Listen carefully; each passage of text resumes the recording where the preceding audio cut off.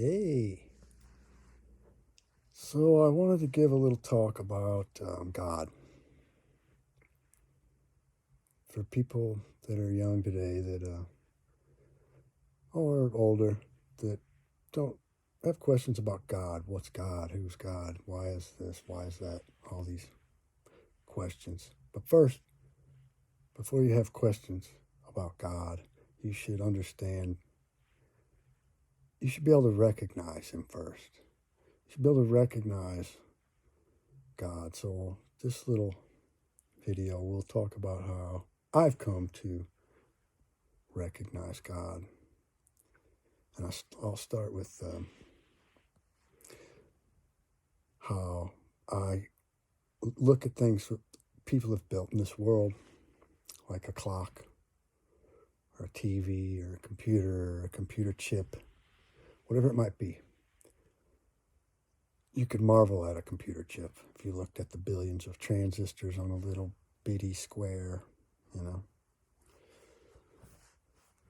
You could marvel at it. You could marvel at the smartphone, but when you look at the clock or the phone, that it was built, it was designed, someone had to think of the idea,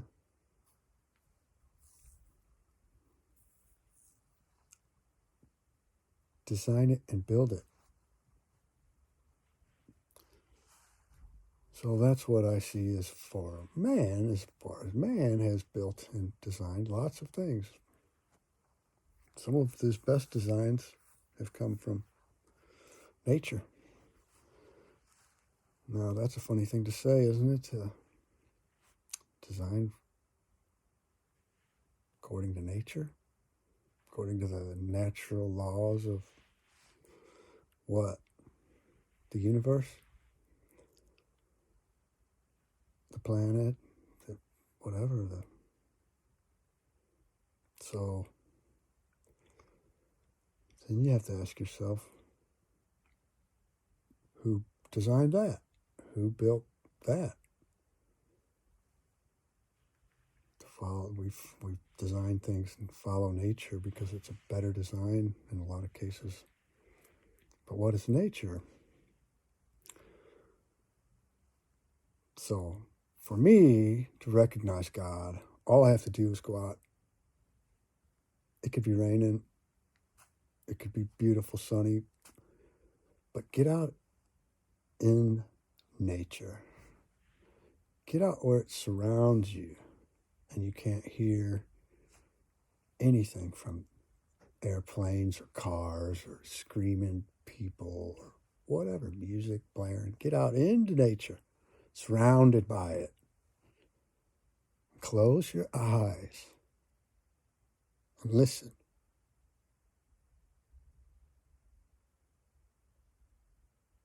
And tell me that you believe that there's no design to the moment you're experiencing when you sit surrounded by nature and listen.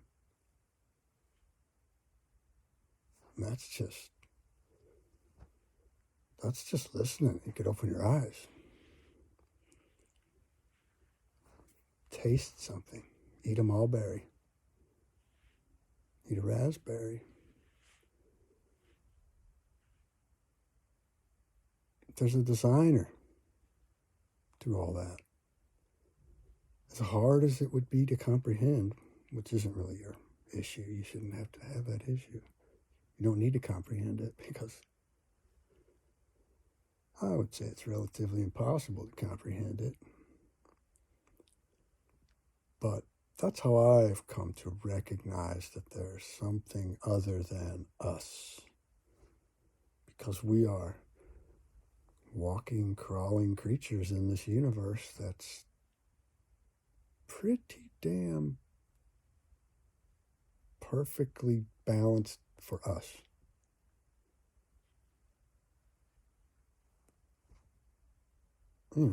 Whatever. You could throw an argument of evolution in there. Say that, well, we've evolved to this point. Yeah, we're still in nature, right? Maybe we didn't even design or build things. We were still living in this universe. But all that, all that evolution doesn't matter, because can you change yesterday? You can learn from yesterday, but you can't change it. All that matters is the moment. And you could focus on the future. You could look to the future, spend a lot of time thinking about the future, but all you really have is the moment. The moment that you close your eyes and surrounded by the nature and you listen. It's the moment I think we all miss. We're surrounded by noise and electrical radiation. It's a sad world, But there is a God. And then,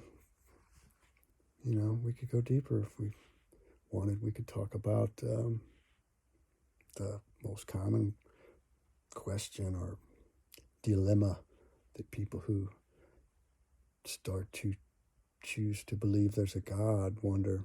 Even people that believe there's a God wonder. And that's suffering, Well, if there was a God, why would he permit suffering? Well, we suffer. We here in this universe, in this time, in this bubble of whatever it is, this big bang, we suffer. To what end? I think to come to the realization that life is difficult and that you have to accept that, embrace that life is difficult. If you embrace that life is difficult, then when life gets difficult, you're like, well, this is just normal life. Life is difficult. Then you have overcome it. You've hurdled that. And life will continue to be difficult, but it's a process of evolution of not you, the body, the suffering. The body suffers. But the spirit doesn't suffer. The spirit only learns from suffering, which is a strange thing to say, but it's a distant. We're going off in the wrong direction, really. Understand that where God is, the time is different. He's outside of our time. And he's spirit, like, that's inside of us. The spirit that's inside of us, the spark of whatever that gives us life, is inside of us.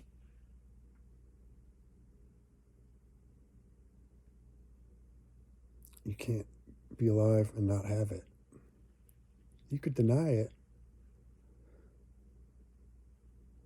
but even the fact that you're denying it, I question, well, look at yourself. Who's questioning it? Who are you to question it?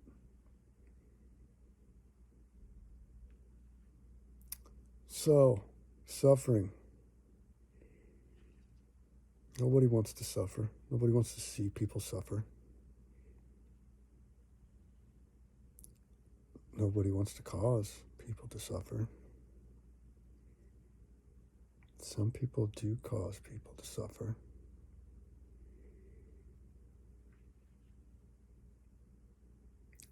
What's the whole point of suffering? If I was a God, would I let what I created suffer? Maybe the spirit isn't suffering. Maybe the spirit is learning from your suffering and what you do about your suffering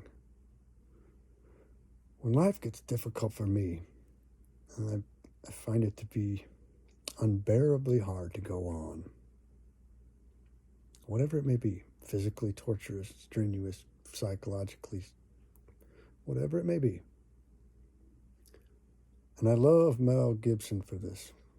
I think about that Passion of the Christ and the beating that Jesus took. The beating, overnight beating and humiliation and spat on and kicked at and thrown shit on and everything else. Had to carry that cross all the way up the hill in front of all the people he loved, he created. He created. Of course, he was in human form. Jesus, the Son of Man, one way to look at it, I guess.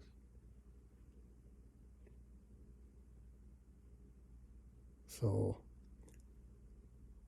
that's what I use as inspiration. I go, well, look what he went through. He carried that cross after being humiliated and spat on and suffered and just even questioning his own Father.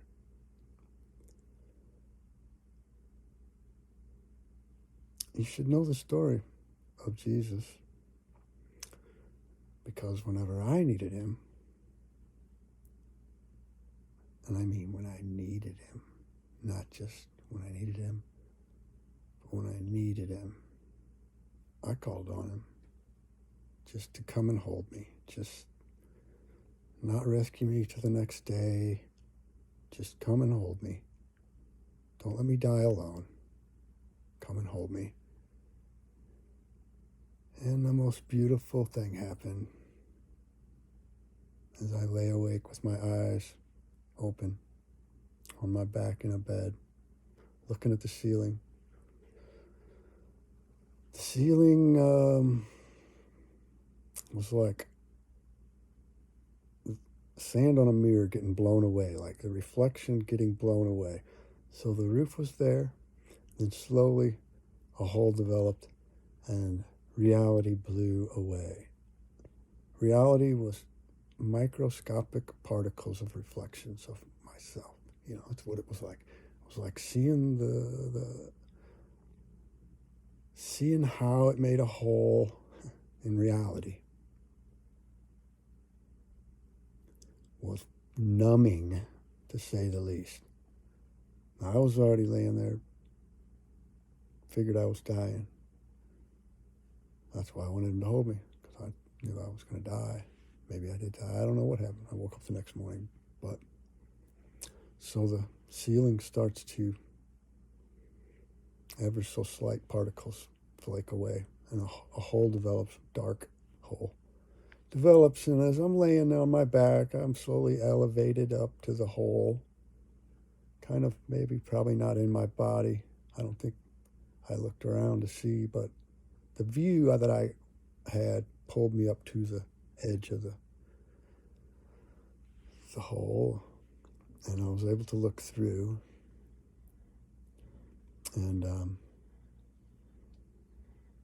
in on a throne, like a chair, a wooden chair, and really nice heavy-backed wooden chair, a woman holding a baby in her lap came propelling in, floating in. As she approached and got closer, I marveled at the undescribable fluidity dynamics of the clouds that were coming up from underneath the chair, that was propelling her. It was holding her up in this blackness that was all around. There was no stars. It was just blackness that she came floating in on this chair. So as she gets closer, I start to think, I've seen this setting, a woman holding a baby.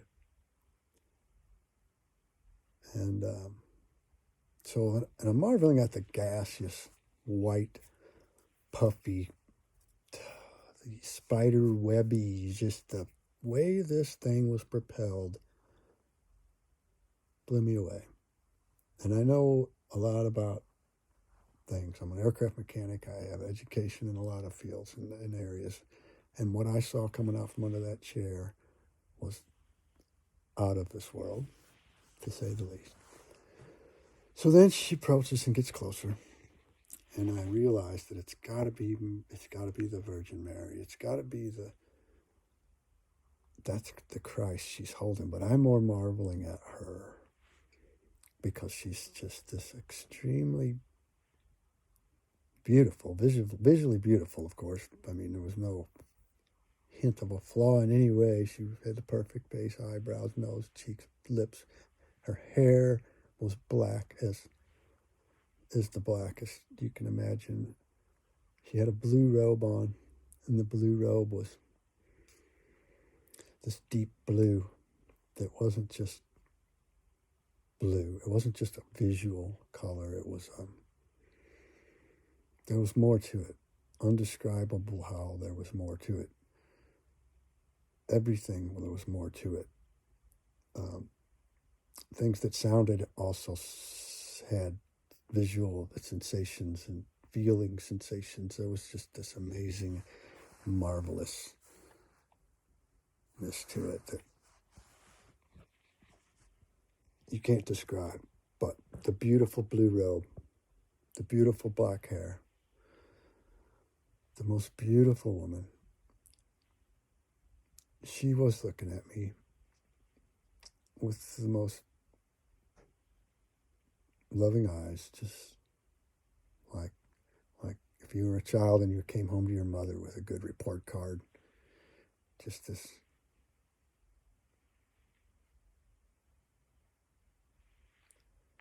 unlimited love. So then I noticed, okay, well, this is Mary. She's got a baby. She's holding a baby. That's got to be Jesus. So then I look at the baby. And he's kind of got his head snuggled into her chest and wasn't looking at me. She was. But then when I looked at him, just like if you thought somebody was looking at you, he knew I was looking at him. It's ridiculous to say, huh? The baby turned and looked at me. Let's see if I can imitate the look. It was stern for a baby. It was stern. It was a disappointed look. Almost. I didn't feel crushed at the moment. But not what I expected. So as I'm looking at him and I'm looking in his eyes, the words come into my head. He didn't talk. The baby didn't talk. There was no directly into my head. And the words were, your body is the temple of the Lord. Your body is the temple of the Lord. Twice. Twice to make sure I heard it. And, it's a pretty simple thing, right? Here I was abusing my body, laying in bed, dying. And the message I get was, your body is the temple of the Lord. Your body is the temple of the Lord. Now, my Lord to me means God. So, temple to me means a creation to worship in, the creator of the God, to worship God, the temple. So this body of mine is the temple in which I am to worship God. It's not that difficult.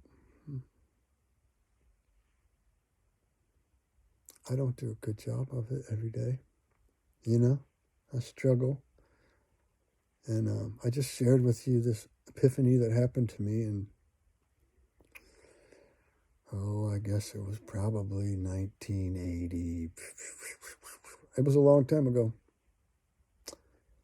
And it is more vivid to me than the dream I had last night or what I had for dinner yesterday evening. I can remember all aspects of it.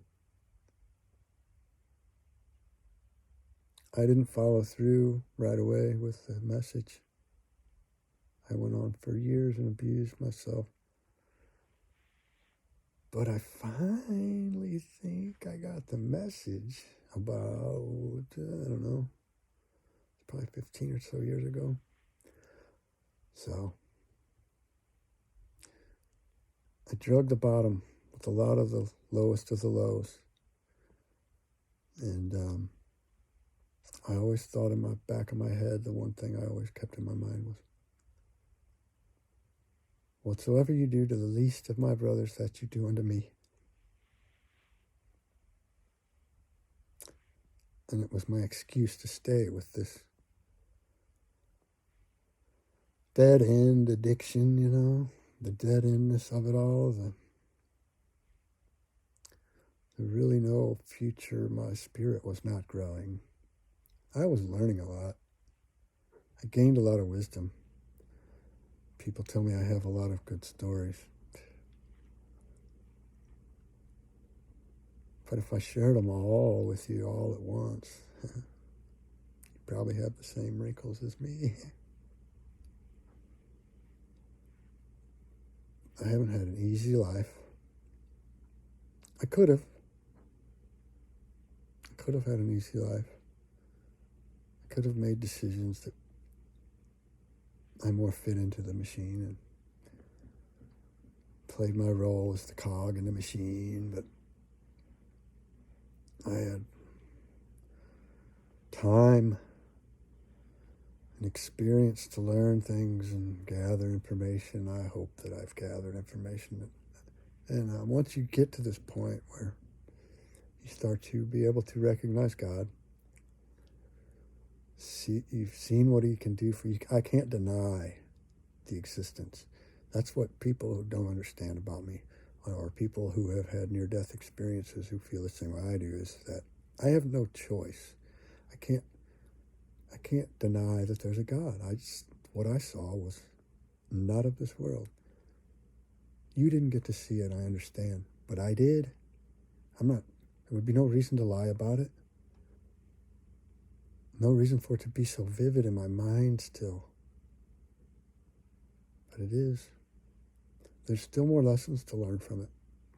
For the longest time, I questioned why, when I asked for Jesus to come and hold me, why did Mary arrive? Why did Mary arrive? And why was Jesus an infant? I asked for Jesus to hold me, and what I got was Mary holding the infant Jesus. Took me a long time to figure out that's what it was about, and that's still what it's about, but I know that down the road it could change to morph into some other meaning of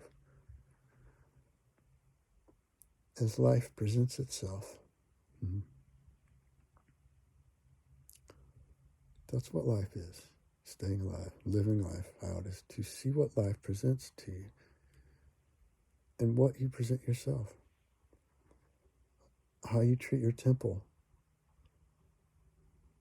Do you use it to worship God? Because there's no hiding in the temple. It's a temple He built for you. So all the deeds and all the things you do, how to put it, people want to know about heaven and hell. Well, I don't know, but I have gathered information over my years, and what I have come to currently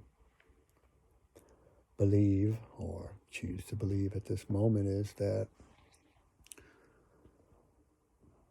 this is a testing ground for your spirit. You have to learn things here in this earth, this bubble of realm. Otherwise, you can't be of use in the next. I always question why we're here on earth, and the devil has also been trapped here on earth, and I've always wondered about what was the point of that, but you have to look at it like your spirit too. Inside of you is spirit, trapped in the body, contained in the body, the vessel of the temple, is your spirit that continues on. You don't just die. It's all we see is birth and death, but if you don't learn the lessons that you're intended to, that are necessary for you to learn, then you fold it back. You keep getting folded back in over and over and over and over until you get it right, until you learn. And then when you get to that point where you gained that much knowledge that he requires for you to have in the next realm, then you can pass. Then he lets you move on. That's how I believe now. Well, I could go on forever about